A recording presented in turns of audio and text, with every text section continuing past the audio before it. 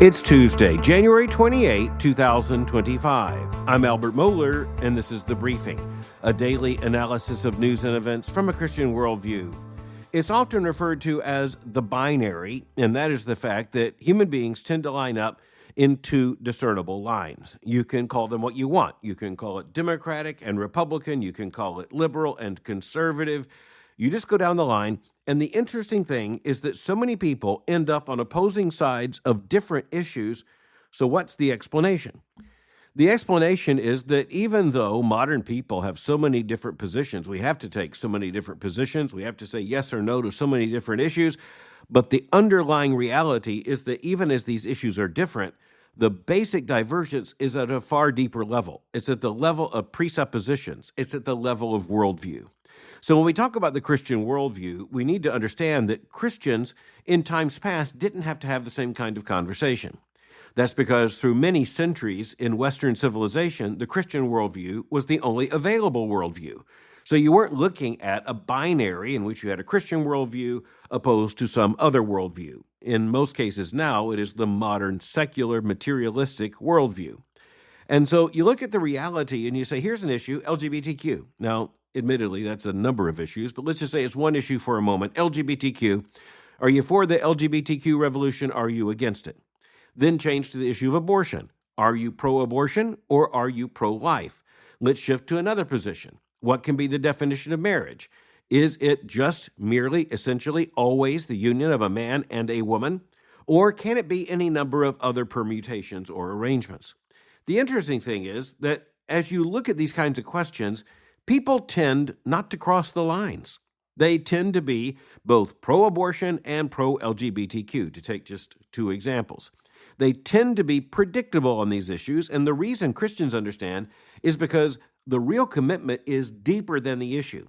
The position on the issue, say, of gay marriage or same-sex marriage, that position on that issue doesn't come out of thin air. It comes out of deeper, basic assumptions, presuppositions, deeper convictions, deeper commitments. If you hold to a secular, materialistic worldview, then, well, marriage can be anything human beings decide or negotiate that it should be. If you believe that marriage is defined by the Creator who gave us marriage as his gift and said, therefore a man shall leave his father and mother and shall cleave to his wife, and they shall become one flesh.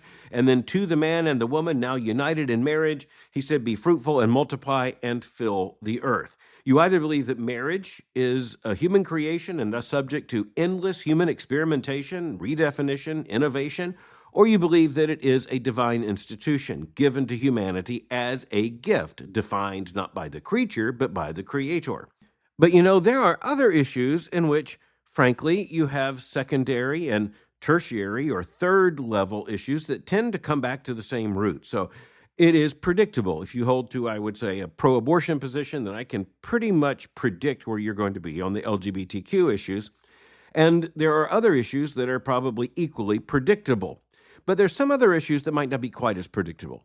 So if you tell me your position on abortion or you tell me your position on, say, same-sex marriage, I might be able to infer your position on the death penalty. As a matter of fact, maybe 4 out of 5 times I'm likely to get that right. The point I want to make here is that at the worldview level, human beings are not as consistent as we should be. One of the responsibilities of Christians is to make sure that our positions, understandings on all these issues is accountable to the Christian worldview, and thus it is coherent and consistent and whole. Okay, now let's look at the reality of the church in the year 2025. You have a two-party system in the church. You have liberal churches and you have conservative churches. Now, again, the main point of the conservative churches is that it is we who are holding to historic Christianity, and the liberal churches have abandoned it. I believe that's absolutely true. But when you drive down a street and you see the first church this, the first church that, you just look at all these names, you recognize that there are liberal churches that still continue to say they represent Christianity. Liberal Protestant churches, as well as conservative churches. And as you look back, say, to just a matter of a century ago, you had Protestant liberalism versus conservatism or more orthodox wings of Christianity. And then you had denominations begin to divide. So you had more liberal Presbyterians and more conservative Presbyterians. You had more liberal Baptists and more conservative Baptists. And guess what? The conservative Baptists and the conservative Presbyterians often have more in common, even across the denominational divide, than either of them has with the liberal party in their own denomination, or at least by their own denominational name. By the year 2025, most of the Baptists have sorted out into conservative bodies and more liberal bodies. Most of the Presbyterians have done the same. That wasn't the case yet in the early 20th century, when Gresham Machen, the great Presbyterian New Testament scholar, went on to describe what he saw as two rival religions, Christianity and liberalism.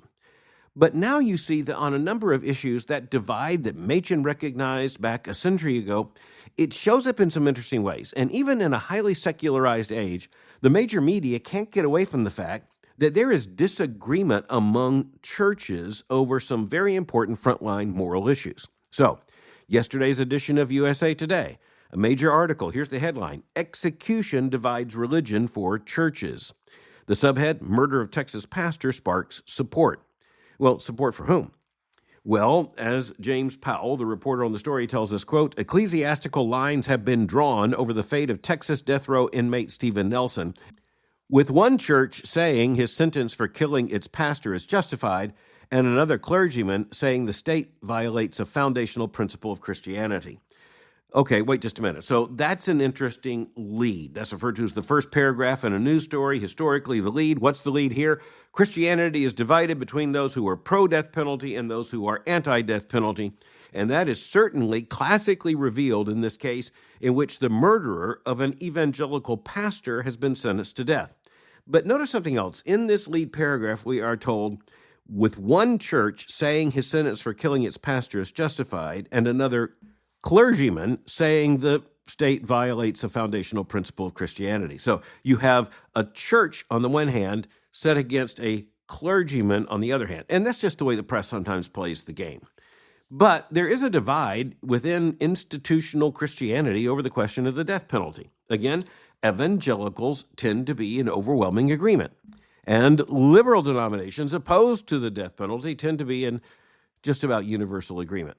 How did this happen?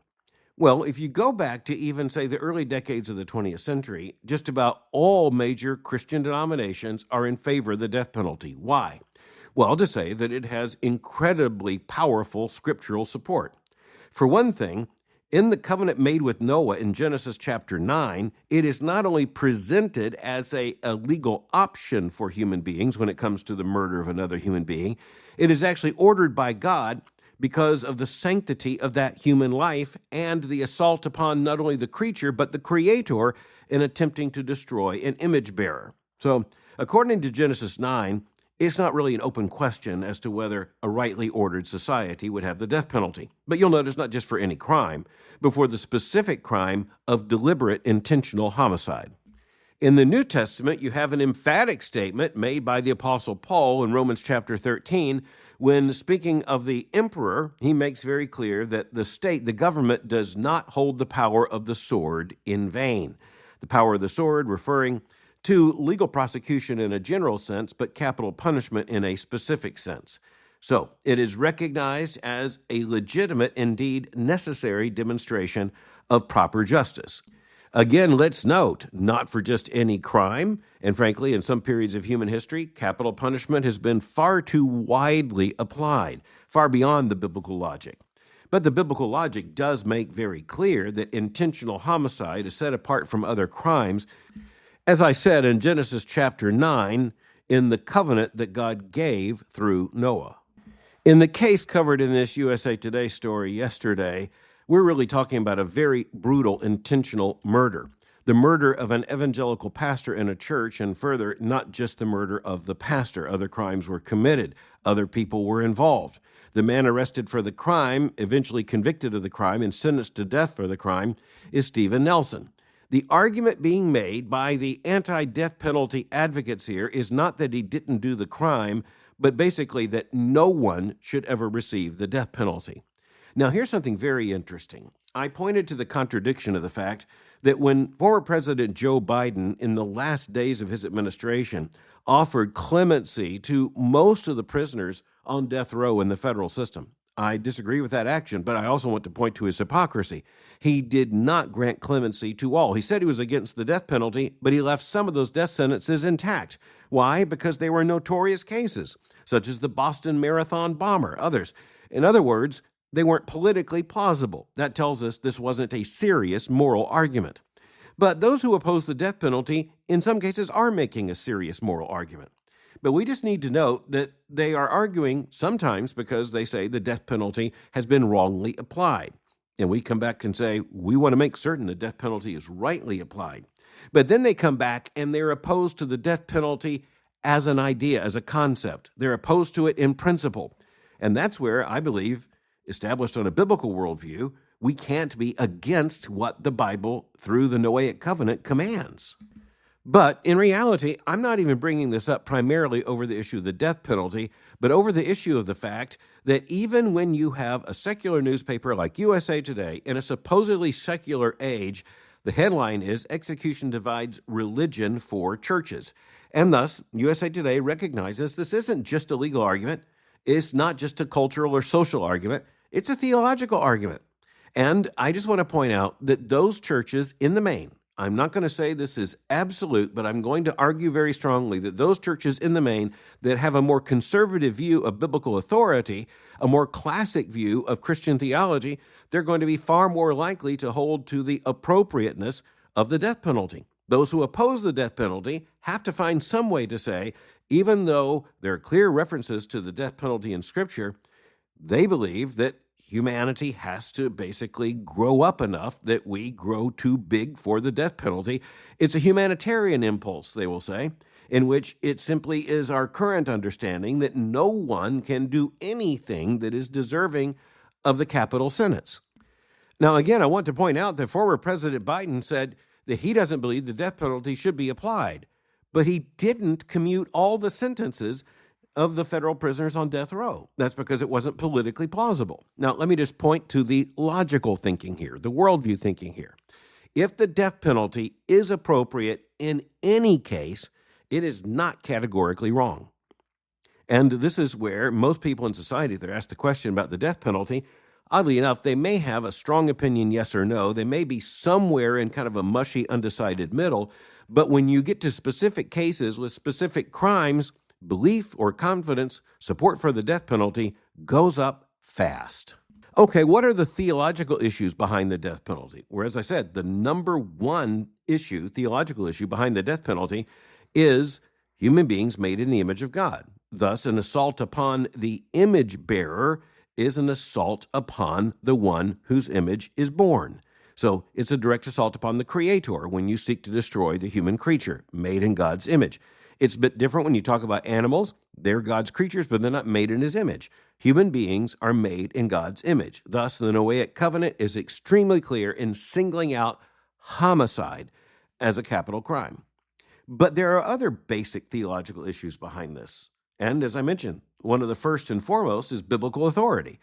When you look at a text like Genesis 9 or Romans 13, are those just suggestive? Have we outgrown those issues? Now, you might have some more sophisticated argument. Well, Genesis 9 is an Old Testament issue. To what extent is that binding on the church and our conscience today? The reality is that Romans 13 answers that question, I believe. And so, by the way, has the Christian consensus for the better part of the last 2 millennia. But my point today is that in looking at this USA Today article, the secular newspaper article, there is an understanding that there is a divide among churches over an issue like the death penalty. I want to suggest to you that divide is deeply theological, and it's also predictive. And so I would say that the churches, when they line up against the death penalty, the denominations, the churches, the institutions, the individual members of the clergy, as the newspaper reports them, who hold to a more liberal position, I'm going to argue that in the main, they're going to hold to an entire constellation of liberal issues. That's going to be tied to understandings on sexuality. What's the direct tie? The worldview. It's going to be tied to issues in politics. What's the direct tie? The worldview. It's going to be tied to other issues in terms of predictability at the very least. And this comes right down to the gospel. What is the gospel? It is really interesting that so many of the people who want to argue the more liberal position on these issues, They may want to make reference to the Gospels, but they don't want to make reference to the letters of Paul. That is to say, they don't hold to any comprehensive understanding of the authority and inspiration of Scripture. And sometimes, frankly, it's a lot worse than that. I also want to point to a certain imbalance in all of this. One activist from the theological left is given about as much voice in this article as the argument that is represented by North Point Baptist Church, whose pastor was slain, and also the First Baptist Church of Arlington, Texas, a church that, by the way, is very clear in the fact that it believes that the homicide of this pastor is deserving of the death penalty. And you notice an imbalance here. You're talking about a church and you're talking about one critic. That's the way the media stories are often driven. At least as is reported in this article, and I will go much further than that, I will simply say that the First Baptist Church of Arlington, Texas is on very solid biblical ground. But in thinking about this deep divide in terms of institutional Christianity, and again, I'm not saying there's a divide in gospel Christianity on these issues. There's a divide when you have liberal denominations and conservative denominations. It is interesting that in the year 2025, in this supposedly extremely secularized age, you have not just one, but over the weekend, you have another article in a major newspaper. This one's the Wall Street Journal, over a divide in the churches. Here's the headline: Churches divide on loss of refuge status. This has to do with announcements and executive orders handed down by the Trump administration on the issue of immigration, actions for which there is very broad support in the United States. But the reference here is to what are defined as sanctuary churches. Now, this doesn't refer to churches that have a sanctuary. This refers to sanctuary churches where they are claiming a right of sanctuary to offer protection for those who are here illegally or are suspected of being here illegally. And in some cases, you're talking about a very long time. So, for example, the article cites Reverend Jim Rigby of St. Andrew's Presbyterian Church in Austin, Texas, quote, which has been sheltering a Guatemalan mother and son for nearly a decade, end quote. They say it's a part of their religious mission. You also have other churches that have taken similar kinds of actions documented in this article, sometimes for even more than a decade. That is to say, they're not allowing immigration authorities or law enforcement on the church property, but they are offering what they call a right of refuge or a simple protection of these persons who are here without legal status, and they're defying the U.S. government in doing so. Now, interestingly, the beginning of the story talks about some churches that had been a part of this movement that have decided not to be, and I think at least a part of that is probably explained by a major shift in public sentiment. But here's the other thing I just want to point out. The churches that are taking this very liberal position on this issue, guess what? Predictably, they're very liberal across the board. Not a single identifiable conservative church is identified in any of these related stories as holding to this kind of argument about the immigration and refugee sanctuary status of their congregation or their church or religious property. Out of curiosity, I'll admit, I've looked at some of the websites of some of the churches mentioned in this kind of story, and let me just say, they turn out to be pretty much predictably liberal or progressive across the landscape. And my argument is that's because we as human beings tend towards a certain form of consistency. We tend toward a certain form of alignment, a consistency with our own positions. And when you get to the issue right now where you have such a divide between conservatives and liberals, it's really hard to keep switching sides. Most people don't. Most congregations don't. Most denominations don't, for good and explainable reasons.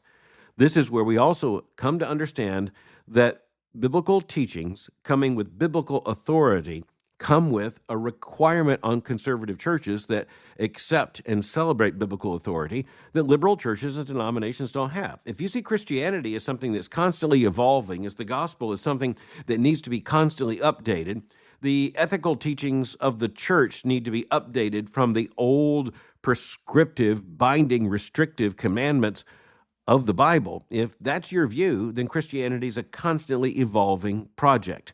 On the other hand are the conservative churches, which will, of course, make some mistakes, but the motivation is to stand in the line of apostolic and biblical truth, to contend for the faith once for all delivered to the saints. That's an embarrassment to the liberal churches. It's an assignment recognized by the conservative churches. Well, all right, let's switch to a separate issue. It's also interesting that the Supreme Court of the United States recently announced, just in the past few days, that it is going to take a case on appeal in which the big question is whether or not an explicitly Christian, or in this case, Catholic charter school can be established with the support of the state and can actually be recognized as a charter school with an explicitly religious basis. I'm using that term in the legal sense. Troy Closson is the reporter for the New York Times, and he tells us the Supreme Court agreed on Friday, it's Friday of last week, to consider a high-profile case that could open the door to allowing public dollars to directly fund religious schools. The article continues, quote, "The widely watched case out of Oklahoma could transform the line between church and state in education, and it will come before a court whose conservative majority has broadly embraced the role of religion in public life," end quote.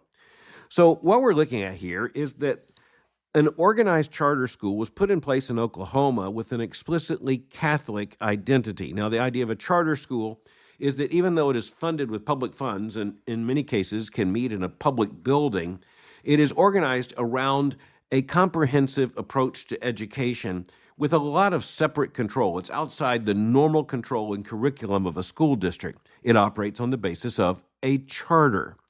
Now, in the case of Oklahoma, it's an explicitly Catholic school.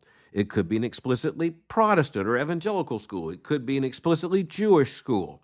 This is a new question, and it only comes about because of the development of charter schools over the last several decades. And frankly, it comes in the midst of so many challenges to the great secular edifice of modern public education. Even in a state like Oklahoma, maybe especially in a state like Oklahoma, there is at least a widespread support for the allowance of charter schools with an explicitly religious mission. Well, is that allowable according to our Constitution or not? Frankly, the Supreme Court taking the case tells us that that's an important question. The Supreme Court is requested to take far more cases than it does take. When it takes a case like this, it is because it believes there is precedential value, which is to say the Supreme Court is going to decide a question, and it will establish a precedent not only for the state of Oklahoma, but for all 50 states. Thus, we're very interested in this. So, according to the Christian worldview, what's the right position? Should we be for these religious charter schools or against them? You know, my guess is that on this kind of question, there could be a genuine difference of opinion among people who hold to the same basic worldview. You could have, say, conservative Catholics, just to identify a worldview. Some of them may be for this, some of them may be against this. The argument for it would be that parents should be given the choice for this kind of education rather than shunted into, that is, their children shunted into public schools that in many cases teach what is at variance with the parents' beliefs. And the same thing might be true of an evangelical community where a sizable group of parents want to establish this kind of charter school. You can just go down the list. In states like New York and New Jersey, or in some other parts of the country, it could be Jewish parents who want to do the very same thing. The issue here is tax support. The argument for it is that parents should be given choice to decide how their tax monies are going to be applied for the education of their own children. The argument against it is a bit more complicated, and there are some who would argue it's simply blatantly violative of the constitutional text. I'm not sure about that. But there are some good arguments. One of them has to do with the entanglement of government in the affairs of a Christian or religious school. Who's going to make the decisions about what's going to be taught? Who's going to be hired? What will the policies be? I will simply state this. If this is a public school in any sense, even a charter school, the state is going to have some requirements that I would find difficult for an evangelical Christian school. You also have the entanglement of federal money and state money, taxpayer money, when it comes to, say, educational choice in this sense. But in the main, I have to say, my worldview tells me that I want to empower parents to have as many choices as possible in making their choice, which I believe is assigned to them by the Creator, in terms of understanding what is the best educational option and context for their own children. There are many Christians who are simply at the point of saying, you know, there have to be options that are covered by the taxpayer money that is, after all, confiscated from us. that do not require us to violate our convictions. And in a world of pluralistic understandings, different, sometimes even contradictory understandings of the aims and purposes of education, there ought to be more choice, and the government should facilitate those choices. I will simply say that I believe the religious liberty and the parental choice argument is incredibly strong. I also think the danger of entanglement with tax money is very significant. So I look forward to the oral arguments presented before the Supreme Court. We'll talk about those arguments when they happen. That should be very clarifying. And then, of course, we'll have to wait. And then the Supreme Court of the United States will hand down a ruling. And yes, it will have a lot of precedential importance. Precedential as in establishing a precedent. We'll have to talk about that too. In the meantime, let's just understand that the clash of worldviews comes in many different forms. In this case, it takes the form of the question as to whether the state of Oklahoma can charter an explicitly religious school. A lot more hangs on this than one school in one state, and we know it. The worldview implications are huge, but we don't even know yet all the arguments that are going to be made. We do know this: those arguments are going to turn out to be very important. One final observation about this case: if you were to rewind history, say 100 years, Catholics and evangelicals would be probably in opposing corners on this kind of question. But the pressure of a secularizing age means that conservative Catholic parents and conservative evangelical parents may find a good deal of common ground in saying, we want more choice according to our convictions when it comes to the education of our children. When you understand, as we must seek to understand, how the existence and the influence of worldview shapes all these things, this kind of thing doesn't come as a surprise, but it should not escape us for its interest. I'm glad that the Alliance Defending Freedom is on this case, and a spokesperson for the Alliance Defending Freedom was clear that the issues here are not just parental choice, but the basic question of religious liberty. That makes the case all the more important. Thanks for listening to the briefing. For more information, go to my website at albertmohler.com. You can follow me on Twitter or X by going to twitter.com/Albert Mohler. For information on the Southern Baptist Theological Seminary, go to sbts.edu. For information on Boyce College, just go to boycecollege.com. I'll meet you again tomorrow for the briefing.